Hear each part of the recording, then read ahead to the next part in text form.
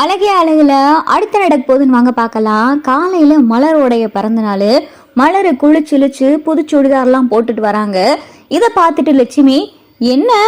இன்னைக்கு ஏதோ ஒரு வித்தியாசமா இருக்கி அப்படின்னு சொல்லி லட்சுமி சொல்லவும், என்ன என்ன வித்தியாசமா இருக்கேன், எப்பயும் போலதானே தெரியும் அப்படின்னு சொல்லி மலர் சொல்லவும், இல்லையே அதுவும் இன்னைக்கு எந்த கிழமை விசேஷமும் இல்லை, எனக்கு வெள்ளிக்கிழமை செவ்வாய்க்கிழமை கூட கிடையாது, வெள்ளி செவ்வாய் தானே தலைக்கு குளிப்ப, இன்னைக்கு தலைக்கெல்லாம் குளிச்சு ட்ரெஸ்ஸு புதுசு மாதிரி இருக்கே அப்படின்னு சொல்லி லட்சுமி கேட்கவும், அப்பதான் மலரு, ஓ இது சொல்றீங்களா, இன்னைக்கு என் பிறந்த நாள் அப்படின்னு சொல்லிட்டு மலரு சொல்லவும், அப்படியா, சரி சரி சரி, சீரக தண்ணி வச்சிட்டியா, மாமா எந்திரிச்சிட்டார் அப்படின்னு சொல்லி லட்சுமி சொல்லவும், வச்சுட்டேன் எடுத்துட்டு வர அப்படின்னு சொல்லி மலரு இங்க ராகவனுக்கு ஜீரக தண்ணி எடுத்துட்டு வந்து கொடுக்க, அப்பதான் வேகமா மதி வராங்க. ஹாப்பி பர்த்டே அப்படின்னு சொல்லி இங்க மலரை கட்டி பிடிச்சு பிறந்தநாள் வாழ்த்துக்கள் அப்படின்னு சொல்லி மதி சொல்லவும், ராகவன் இருக்கிறத மதி கவனிக்கவே இல்லை. யாராவது இருக்காங்களா என்ன ஏதுன்னு பார்த்து மரியாதையா நடந்துக்கணும், இப்படி இணைய வச்சுக்கிட்டே இப்படியெல்லாம் கத்தி பேசக்கூடாது அப்படின்னு சொல்லி ராகவன் சொல்லவும், நான் ஒன்றும் தப்பா எதுவும் கத்தி பேசலையே, இன்னைக்கு இவங்களுக்கு பிறந்த நாள் அதனால விஷ் பண்ண அப்படின்னு சொல்லி மதி சொல்லவும், சரி சரி லட்சுமி நான் வாக்கிங் போயிட்டு வரேன் அப்படின்னு சொல்லி ராகவன் சொல்லவும், அப்பதான் லட்சுமி, நீ ஓட கிளம்பலையா அப்படின்னு சொல்லி மதியை பார்த்து கேட்கவும், இல்லை நான் இன்னைக்கு ஜாக்கிங் போகல அப்படின்னு சொல்லிட்டு மதி சொல்லவும், ஏன் எப்பயும் காலையில எந்திரிச்சது விட்டுன்னு விடியவும் விருட்டுன்னு ஓடுவ, இன்னைக்கு என்ன போகல அப்படின்னு சொல்லி லட்சுமி கேட்குறாங்க. அப்பதான் மலர்கிட்ட, இன்னைக்கு நீங்க இப்ப போய் கிளம்புங்க, கிளம்பி நீங்க அவரு கூட கோயிலுக்கு போயிட்டு வாங்க, நான் இங்கே டிஃபன் ஐட்டம் எல்லாத்தையும் நானே பார்த்துக்கிறேன் அப்படின்னு சொல்லி மதி சொல்லவும், ஐயோ மதி உனக்கு எதுக்கு இந்த தேவையில்லாத வேலை, நான் பார்த்துக்கிறேன், நீ போய்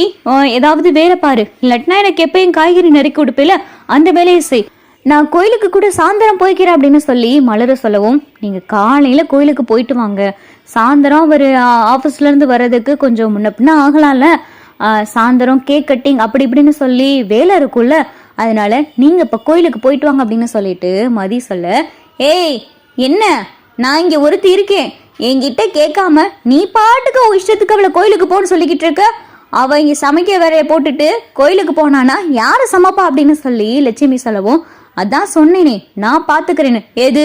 நீ சமைக்க போறியா, நீ சமைச்சு நாங்கெல்லாம் சாப்பிட்றதா, உன் சாப்பாட மனுஷன் சாப்பிட முடியுமா, முதல்ல உனக்கு சமைக்கத்தான் தெரியுமா, அவனா காலையில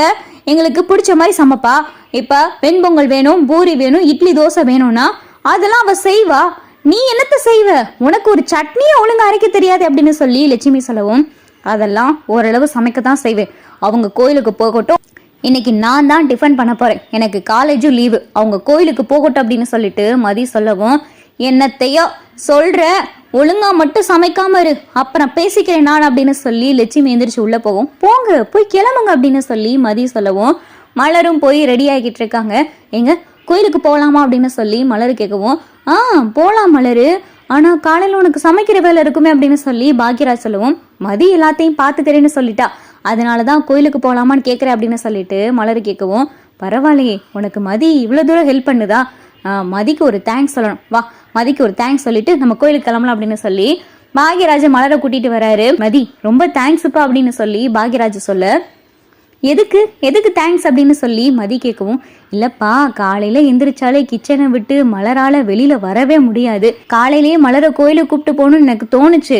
சமைக்கிற வேலை இருந்தா எப்படி அம்மா விடுவாங்கன்னு நினைச்சுக்கிட்டு இருந்தேன், நீ சமைக்கிற வேலையை பாத்துக்கிறேன்னு சொன்னியாம்ல, ரொம்ப நன்றிப்பா, அதான் தேங்க்ஸ் சொன்னேன் அப்படின்னு சொல்லி பாக்யராஜ் சொல்ல, இதுல என்ன இருக்கு, நானும் இந்த வீட்டுக்கு வந்திருக்கேன் தானே, அப்ப இவங்களுடைய வேலையை நானும் ஷேர் பண்ணிக்கிறோன்னு தானே, எத்தனை நாளைக்கு தான் இவங்களே டெய்லி சமைச்சுக்கிட்டு இருப்பாங்க, எனக்கு காலேஜும் லீவு, நான் வீட்டுல சும்மா இருக்கிறதுக்கு காலையில டிஃபன் பண்ற வேலையை பார்க்கலாம்ல, நீங்க இவங்களை கூட்டிட்டு கோயிலுக்கு போயிட்டு வாங்க, நான் எல்லாத்தையும் பாத்துக்கிறேன் அப்படின்னு சொல்லிட்டு இங்க மதி காலையில டிஃபன் எல்லாம் பண்ணிடுறாங்க. மலரும் பாக்யராஜும் கோயிலுக்கு கிளம்பிடுறாங்க.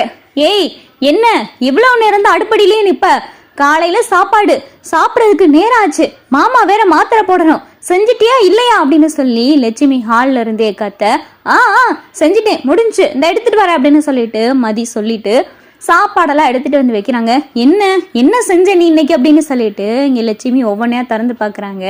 தக்காளி சட்னி, தேங்காய் சட்னி, புதினா சட்னி, தோசை, இட்லி எல்லாம் பண்ணியிருக்காங்க. ஓ இவ்வளவுதான் செஞ்சிருக்கியா அப்படின்னு சொல்லி லட்சுமி சொல்லவும், அப்பதான் மதி பாக்குறாங்க, இவ்வளோ ஐட்டம் பண்ணியிருக்கேன், இவ்வளவுதான் செஞ்சியான்னு கேட்குறாங்க. இவங்களெல்லாம் திருத்தவே முடியாது அப்படின்னு சொல்லிட்டு மதி மனசுக்குள்ளே நினைச்சிட்டு லட்சுமி ராகவன் தட்டுலையும் லட்சுமி தட்டுலையும் இட்லி தோசை சட்னி எல்லாம் எடுத்து வச்சு சாப்பிட்றாங்க. என்ன இது, சட்னியில உப்பே இல்ல, தக்காளி சட்னி காரமே இல்ல, என்னதான் சமைச்சியோ அதுக்கு அந்த மலரே சமைச்சிருக்கலாம். என்னமோ இவ பெரிய சமைக்க தெரிஞ்சவ மாதிரி நான் சமையலை பார்த்துக்கே நீங்க கோயிலுக்கு போங்கன்னு சொன்னா ஒண்ணுமே உருப்படியா இல்ல, சாப்பிட்ட மாதிரியே இல்ல அப்படின்னு சொல்லி லட்சுமி கடந்து புலம்ப. இல்லையே நல்லா தானே இருக்கு, நான் டேஸ்ட் பண்ணனே அப்படின்னு சொல்லிட்டு மதி சொல்ல, என்னத்த நல்லா வச்சியோ நீ தான் பெருமை பீத்திக்கிறணும் அப்படின்னு சொல்லி லட்சுமி வாய்க்கு வந்ததெல்லாம் ஓவரா பேச. அப்பதான் மலரும் பாக்யராஜும் கோயிலுக்கு போயிட்டே வந்துடுறாங்க. வீட்டுக்குள்ள லட்சுமி கத்துற சத்தம் வாசல்ல கேட்கவும் வேகமா மலரும் பாக்யராஜும், எங்க போச்சு உங்க அம்மாவுடைய சத்தம் கேக்குது, என்ன சொல்றாங்களோ தெரியல மதி, வாங்க போலாம் அப்படின்னு சொல்லி மலரு வேகமா உள்ள வர, என்ன மதி என்ன ஆச்சு அப்படின்னு சொல்லி மலரு கேட்க, சட்னில உப்பு இல்லையா உரப்பு இல்லையா அப்படின்னு சொல்லி மதி சொல்லவும், அத்தை கொஞ்சம் அட்ஜஸ்ட் பண்ணிக்கங்களே அப்படின்னு சொல்லி மலரு சொல்லவும், அப்பதான் ராகவன், இப்படியெல்லாம் அட்ஜஸ்ட் பண்ண முடியாது, ஏதோ மருந்த திங்கிற மாதிரி இருக்கு, உப்பு இல்ல உரப்பு இல்ல, என்ன பத்திய சாப்பாடை சாப்பிட்டுக்கிட்டு இருக்காங்க, சமைக்க தெரியலன்னா தெரியலன்னு சொல்லி விட வேண்டியதானே, சமைக்கிறவங்களை சமைக்க விடாம ஏன் இப்படி எல்லாம் பண்ணிக்கிட்டு இருக்கு இந்த பொண்ணு அப்படின்னு சொல்லிட்டு ராகவன் கடுகடுன்னு திட்டிட்டு பாதி சாப்பாடுலயே கையை கழுவிட்டு எந்திரிச்சு போயிடுறாரு. சரி விடுப்பா, நீ எதுவும் தப்பா எடுத்துக்கிறாத அப்படின்னு சொல்லி பாக்யராஜ் மதிக்கிட்ட செலவும், பரவாயில்லங்க நான் டேஸ்ட் பண்ணேன் நல்லா தான் இருந்துச்சு, எனக்கு ஓகேவா இருந்ததுனால தான் நான் எடுத்து வச்சேன், ஆனா இவங்க இவ்வளவு தூரம் குறை சொல்லுவாங்கன்னு தெரியாது அப்படின்னு சொல்லிட்டு மதி செலவும், விடுமதி நீ எதுவும் ஹர்ட் ஆகலையே அப்படின்னு சொல்லிட்டு மலரு செலவும்,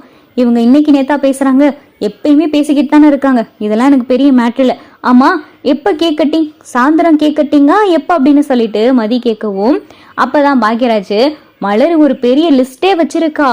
பீச் போகணுன்றா, நைட் ரைடு போகணும்னு சொல்லியிருக்கா, ரெஸ்டாரண்ட் போகணும்னு சொல்லியிருக்கா, அதெல்லாம் ஈவினிங் மேலதான், கேக் கட்டிங்கும் ஈவினிங் வச்சுக்கலான் இருக்கேன் அப்படின்னு சொல்லி பாக்யராஜ் சொல்ல, சரி ஓகே அப்படின்னு சொல்லிட்டு மதி மலர் எல்லாம் பேசிக்கிட்டு இருக்கு. அப்பதான் லட்சுமி எல்லாத்தையும் காதுல வாங்கிக்கிட்டு, கேக் கட்டிங்கா யாருக்கு அப்படின்னு சொல்லி லட்சுமி கேட்கவும், அப்பதான் பாக்யராஜ், இல்லம்மா இன்னைக்கு மலருக்கு பிறந்த நாள்ல அதான் வீட்டுல சின்னதா கேக் வாங்கி கட் பண்ணலான் இருக்கேன் அப்படின்னு சொல்லி பாக்யராஜ் சொல்லவும், இவளுக்கு பிறந்த நாள்னா அதான் கோயிலை கூட்டிட்டு போயிட்டு வந்தில, அவ்வளவுதான் சரியா போச்சு, இதுல கேக்கெல்லாம் வாங்கி காசெல்லாம் போட்டு கறி ஆக்கிக்கிட்டு கேக்கெல்லாம் அந்த வீட்டுல யாரும் விரும்பி எல்லாம் சாப்பிட மாட்டாங்க, ஏன்டா பாக்யராஜ் இப்படி பண்ற அப்படின்னு சொல்லி லட்சுமி கேட்கவும், இல்லம்மா அப்பாவுடைய 60ஆம் பிறந்த நாளுக்கெல்லாம் கேக் கட்டணுமே அப்படின்னு சொல்லி பாக்யராஜ் சொல்லவும், ஏண்டா அப்பாவும் இவளும் ஒன்னாடா, இவளுக்கு கேக் வெட்டலன்னு யாருடா அழுது. மலருக்கு பார்த்தா கஷ்டமாயிருது. அப்பதான் மதி, அவங்க ஒய்ஃபுக்கு அவர் கேக் வாங்கி கட் பண்ணணும்னு சொல்றாரு, இதுல உங்களுக்கு என்ன வந்துச்சு அப்படின்னு சொல்லி மதி கேட்க, லட்சுமிக்கு பார்த்தா பயங்கரமான அதிர்ச்சி, என்னடி கூட கூட எதிர்த்து பேசுற அப்படின்னு சொல்லி லட்சுமி கேட்கவும், நான் எதிர்த்தெல்லாம் பேசல, நியாயத்தை தான் சொல்றேன், வீட்டுல ஒருத்தவங்களுக்கு பிறந்த நாள் கேக் கட் பண்றோம்னு சொல்றதுல உங்களுக்கு என்ன வந்துச்சு,